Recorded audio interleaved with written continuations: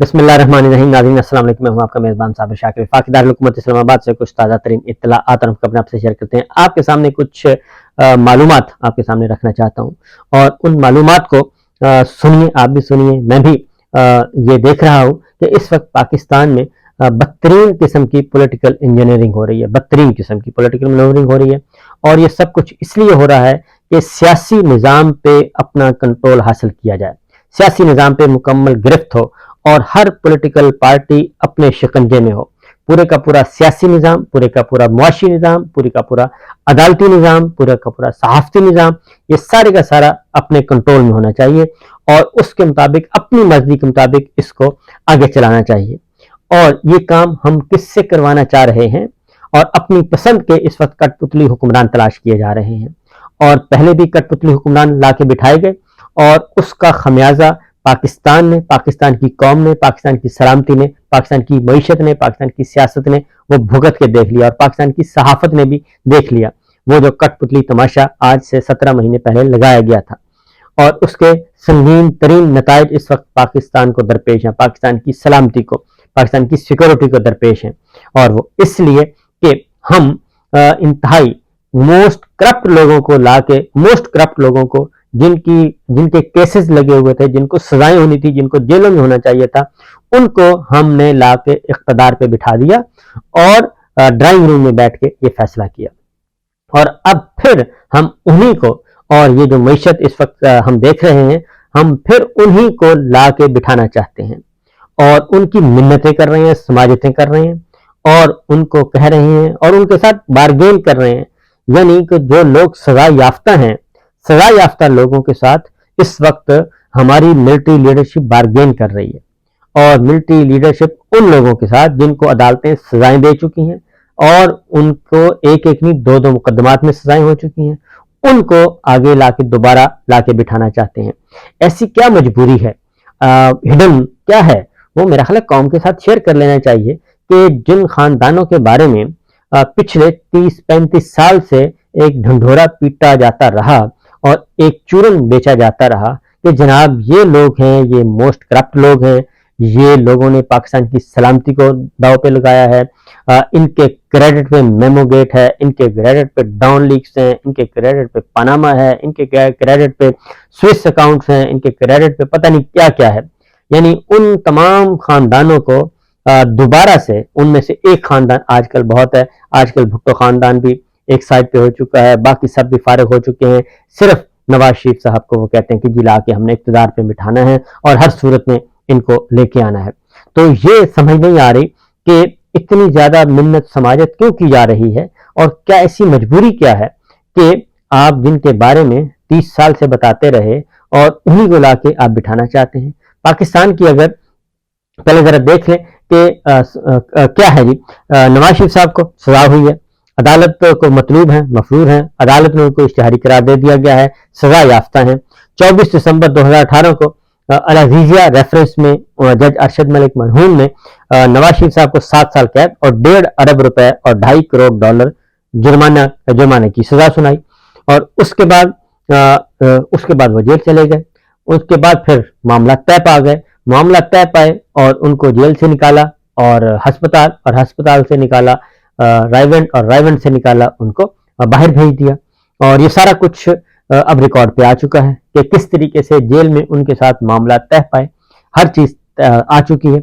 پھر دوران قید وہ ظاہر ہے بیمار ہو گئے جی, اور پلیٹلیٹس کا معاملہ آیا تو 29 اکتوبر 2019 کو 20 لاکھ روپے کے مچلکوں کے عوض ان کو 8 ہفتوں کی جو ہے سزا, 8 ہفتوں کے لیے سزا معطل کی گئی اور طبی بنیادوں پر ان کی ضمانت منظور ہوئی, صرف 8 ہفتوں کے لیے. پھر اکتوبر 2019 کو لاہور ہائی کورٹ نے 50 روپے کے اسٹامپ پیپر پر انڈر ٹیکنگ کے بدلے نواز شریف صاحب کو 4 ہفتوں کے لیے ضمانت دی اور ان کو باہر جانے کی اجازت دی. اور پھر 2 دسمبر 2020 کو اسلام آباد ہائی کورٹ نے عدم حاضری پر نواز شریف صاحب کو اشتہاری قرار دے دیا. نواز شریف صاحب کا سزا یافتہ جو مجرم ہے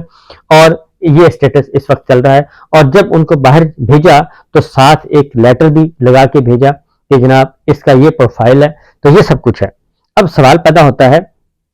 کہ اگر تو نواز شریف صاحب کے ساتھ زیادتی ہوئی ہے تو پھر تو باقاعدہ طور پہ ان سے معافی مانگنی چاہیے، اور معافی مانگ، کیونکہ نواز شریف صاحب کہتے ہیں کہ مجھے تو سزا دلوائی گئی ہے ملٹری، اس وقت کے آرمی چیف اور اس وقت کے DGI نے، تو اگر یہ بات صحیح ہے اور ان کو مجبوری ہے اور پتہ چل چکا ہے کہ نہیں یہ سارا کچھ 2 نمبری ہوا تھا، تو پھر تو ان سے معافی مانگنی چاہیے، بلکہ سب کے سامنے پوری قوم سے معافی مانگنی چاہیے کہ جناب یہ نواز شریف صاحب کو ہم نے غلط سزا دلوائی تھی، اور اگر وہ سزا صحیح تھی اور وہ سب کچھ صحیح تھا تو پھر اب ان کی منتیں اور ان کے ساتھ معاملات طے کیے جا رہے ہیں۔ اور اگر پاکستان کو، اور دوسری جانب یہ ہے کہ پاکستان پیپلز پارٹی کو بھی کیا جا رہا ہے، سائڈ پہ لگایا جا رہا ہے، اور اس کے بعد پاکستان تحریک انصاف کا تو خیر ان پہ تو عذاب نازل ہوا ہے، اور ان پہ تو وہ تو ان کے ساتھ تو سلوک ہی غیر ملکیوں جیسا ہو رہا ہے، پاکستان تحریک انصاف کے ساتھ غیر ملکیوں جیسا سلوک ہو رہا ہے، اور ان سے بہتر سلوک کلبھوشن یادیو کے ساتھ ہو رہا ہے، اور ان سے بہتر سلوک جو ہے وہ باقی مجرموں کے ساتھ ہو رہا ہے جو جیلوں میں قید ہیں یا دہشت گردی میں ملوث ہیں، لیکن ان سے بدترین سلوک ہو رہا ہے۔ وہ پاکستان کے شہری ہیں اور پاکستان کی سیاست میں حصہ لینا چاہتے ہیں، آئین اور قانون کے مطابق لینا چاہتے ہیں، اور ان کا دور اقتدار صرف 3.5 سال ہے، 3.5 سالوں میں ان کے خلاف کوئی ایک بھی کرپشن کا کیس نہیں نکلا، لیکن اس کے باوجود ان کو اتنا مارا جا رہا ہے کہ اب رونگٹے کھڑے ہو جاتے ہیں، اور نہ صرف ان کو بلکہ ان کے ساتھ جتنے بھی ان کے لائک مائنڈڈ ہیں ان کے ساتھ بھی بدترین سلوک کیا جا رہا ہے۔ یہ اس وقت کی سچویشن ہے، اور مکمل طور پہ میڈیا کو کنٹرول کر کے، بلکہ کنٹرول نہیں کیا، گن پوائنٹ پہ اپنی پسند کا نیریٹو، اپنی پسند کا سب کچھ چلایا جا رہا ہے۔ تو یہ سارا کچھ کیا جا رہا ہے صرف ایک خاندان کے لیے، اس پولیٹیکل پارٹی کو، یعنی الیکشن، جمہوریت کا ایک بنیادی جز الیکشن ہے، الیکشن بھی نہیں ہونے دیا جا رہا، کہ وہ اس لیے نہیں آنے دیا جا رہا، الیکشن نہیں ہونے دیا جا رہا کہ وہ PTI جیت جائے گی، عمران خان صاحب جیت جائیں گے، ان کو ہم نے جیتنے نہیں دینا، یہ سارا کچھ ہو رہا ہے۔ اور اگر پولیٹیکل انجینئرنگ ہم کب سے کر رہے ہیں؟ ہم پچھلے 70 سالوں سے، 76 سالوں سے، جب سے پاکستان بنا ہے، ہم پولیٹیکل انجینئرنگ میں PhD کر چکے ہیں، بلکہ PhD بھی چھوٹی ڈگری ہو چکی ہے، PhD اور PhD کر چکے ہیں۔ پاکستان کی معیشت، پاکستان کی سیاست، پاکستان کی صحافت، پاکستان کی عدالت، اس سارے کا کباڑہ، اور پاکستان کے جو مورالٹی ہے اس کا سارا کباڑہ کس نے نکالا ہے؟ پاکستان میں اقتدار کس کے پاس رہا ہے؟ پاکستان میں اقتدار اگر کوئی ذمہ دار ہے ان 76 سالوں میں، یعنی کہ 76 سالوں میں 73 سال جن کے پاس اقتدار رہا، 73 سال اقتدار رہا، ان کو مورد الزام نہیں ٹھہرایا جا رہا، جو کہ پاکستان کی معیشت کے بدترین اس حالت میں پہنچے، تو وہ ہونا تو یہ چاہیے جن کے پاس 73 سال کس کے پاس اقتدار رہا پاکستان کا؟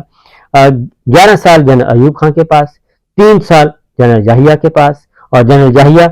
2 ٹکڑے کروا کے گئے پاکستان کے، اور بنیاد جنرل ایوب خان صاحب کے دور میں رکھی گئی، تو 11 اور 3 14 سال۔ اور اس سے پہلے سکندر مرزا تھا، سکندر مرزا نے بھی وہی کام کیا، جو کہ وہ جنرل ایوب خان سے پہلے جنرل سکندر مرزا کی ایکسٹینشن ایوب خان، ایوب کی ایکسٹینشن یحییٰ خان، یہ ایک تواتر کے ساتھ جب سے میجر جنرل سکندر مرزا آئے اس وقت سے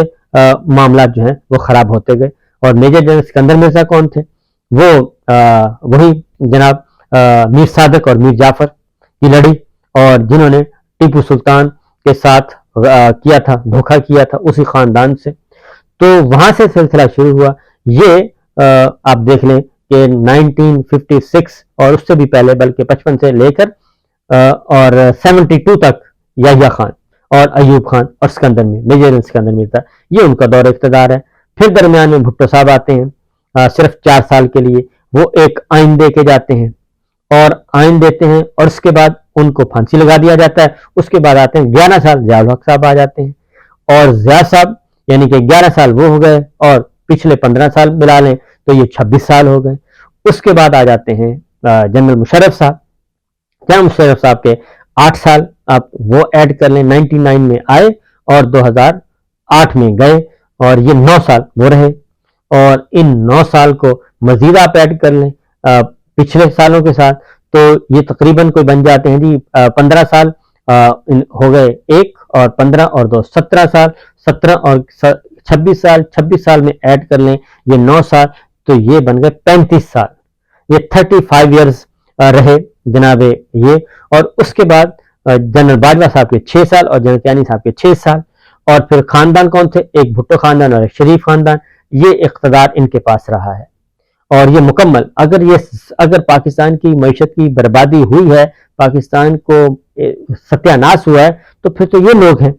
तो इन लोगों को फिर इनका ट्रायल होना चाहिए, इन पे क्रॉस लगाना चाहिए और इनको बिठा देना चाहिए एक साइड पे, इनको ब्लैक लिस्ट करना चाहिए। लेकिन हो क्या रहा है, हो ये रहा है कि जो 73 साल इख्तिदार रहे, 73 साल इख्तिदार जिनके पास रहा, वो तो मासूम करार दिए गए, उनको वापस लाया जा रहा है।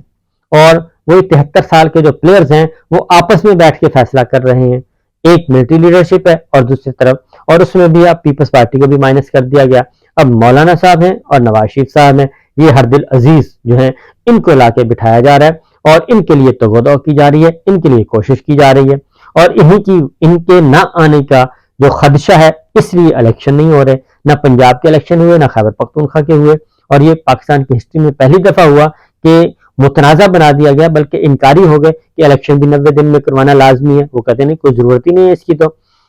हाइब्रिड सिस्टम भी फ्लॉप हो चुका, हाइब्रिड सिस्टम प्लस इस वक्त चल रहा है।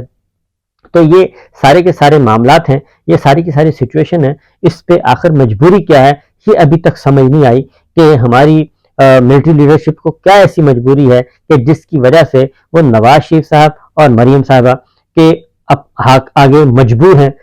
9 मई का वाकया, जिसकी अभी तक तहकीकात नहीं हुई, अभी तहकीकात होनी है, जुडिशल कमीशन बने, क्योंकि चौधरी एतजाज अहसन साहब, सरदार लतीफ खोसा साहब बड़े वैलिड क्वेश्चन उठा चुके हैं, और बीबीसी की रिपोर्ट है वो बड़े वैलिड क्वेश्चन उठा चुकी है 9 मई के हवाले से, कि उसकी हकानियत, उसकी सदाकत और उसका एज इट इज जैसे कि बयान किया जा रहा है ऐसा है, तो उसके अंदर भी कई परत हैं, कई छुपे हुए राज हैं, वो उन राजों से पर्दा कैसे उठेगा। तो 9 मई को का इतना बड़ा हुआ कि जिसकी वजह से एक पूरी का पूरा निजाम ही और आइन ही एक साइड पे रख दिया गया। लेकिन वो 9 मई वाला ज्यादा बड़ा जुर्म था, या फिर जब army chief general Qamar Javed Bajwa को, यानी कि सिटिंग आर्मी चीफ को और सिटिंग DGISI को वो नवाज शरीफ साहब ने गुजरांवाला में, कोयटा में, लाहौर में, कराची में और पेशावर में जब सरेआम जलसों में उनको चार्जशीट किया, वो बड़ा अफवाज पाकिस्तान के लिए और जर्नैलों की, हमारी फौजी क़यादत के लिए वो बड़ा सान्या था, या फिर ये बड़ा सान्या है। तो ये इस पे सोचना चाहिए कि क्योंकि अब क्वेश्चन ये आ रहे हैं कि इनकी तहकीकात होनी चाहिए। जब तक तहकीकात नहीं होती उससे पहले कुछ नहीं हो सकता। लेकिन बहरहाल ये इस वक्त की सिचुएशन है, जो मैंने कहा जरा देखें कि पॉलिटिकल इंजीनियरिंग से हम अभी तक भी बाज नहीं आ रहे, और क्यों नहीं आ रहे। तो जनाब इसलिए अब हो ये रहा है इस सारी सूरत हाल की वजह से कि पाकिस्तान के अवाम जो हैं वो बिल्कुल दूसरी साइड पे जा चुके हैं, और पाकिस्तान के अवाम की बहुत बड़ी अक्सरियत दूसरी साइड पे जा चुकी है। वो एक साइड पे खड़ी है, तमाशा देख रही है, और उन पे एक निज़ाम मुसल्लत करने की कोशिश की जा रही है, उन पे एक ख़ानदान को दोबारा मुसल्लत करने की कोशिश की जा रही है, जिसको वो एक्सेप्ट नहीं कर रहे। और मेरा ख्याल है कि अगर ये सिलसिला इसी तरह चलता रहा तो इसके नताइज कोई अच्छे बरामद नहीं होंगे। क्या नताइज बरामद हो सकते हैं, वो इंशाल्लाह अगले व्लॉग में कोशिश करूंगा आपके को शुक्रगुजार करूं। इजाज़त दीजिए, अल्लाह हाफिज़।